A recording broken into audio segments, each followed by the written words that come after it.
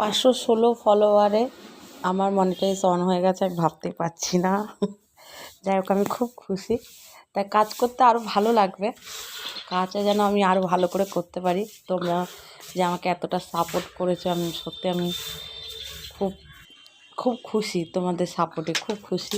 তোমরা এইভাবে পাশে থেকে আমার, তো কোনো ভাষা নেই আমার। তো আমি সকাল থেকে কাজ করা শুরু করে দিয়েছি, যে কাজগুলো আমাকে করতে হয় সেইগুলো।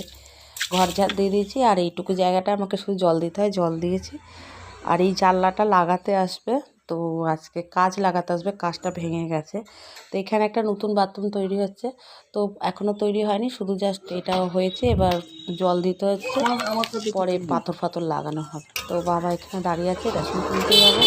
তো মা চায়ের দোকানে বসে আছে, আমি আর বাবা চলে যাচ্ছি রেশন তুলতে। তো রেশন দোকানটা আমাদের বাড়ির থেকে অনেকটা দূর, আগে কাছে থাকতো, এখন অনেকটা দূরেই চলে গেছে, তো সেখানে যেতে হয়।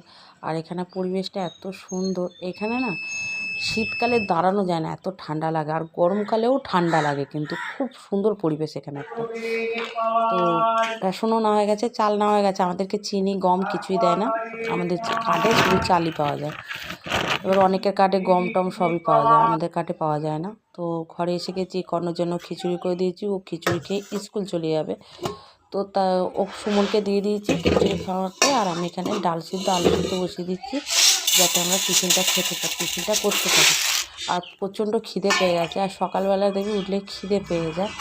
তো আর খাবার জন্য তরি তরকারি, সকালবেলা তরি তরকারি দিয়ে ভাত খেতেও ইচ্ছা করে না। টিফিন মানে সিদ্ধ হলে বেশি ভালো লাগে, কিন্তু যখন ওর কাজ থাকে তখন আমাকে একবারে তরকারিই করে নিতে হয়, কিছু উপায় থাকে না। তো ভাত হয়ে গেছে, ভাত উপর করে দিচ্ছি, এখানে সুমন খাইয়ে দিচ্ছে কর্ণকে। আর আমার এখানে ডাল সিদ্ধ সব সিদ্ধ হয়ে গেছে, শুধু মাখামাখির পালা, মাখবো, সবাইকে খেতে দেবো। খেয়ে দিয়ে আমি তবে লাস্টে খাবো, সবাইকে খেতে দেবো। এখানে এখনও 3 জন খাবে, আমাকে নিয়ে 4 জন। তো শুকনো লঙ্কাটা শেষ হয়ে গেছে, এই কটাই ছিল, তো আর কালো জিরে দিয়েছি, তো তাই জন্য 3-4টে কাঁচা লঙ্কা নিয়েছি। যদি লাগে তো দেবো, না লাগে তো দেবো না, ঝাল বুঝে দেবো। আর প্রত্যেকটাতেই আমি অল্প অল্প করে শুকনো লঙ্কা দেবো। যাই হোক, এই দিয়ে ভাত খেতে কার কার ভাল লাগে বলো, কমেন্ট করো।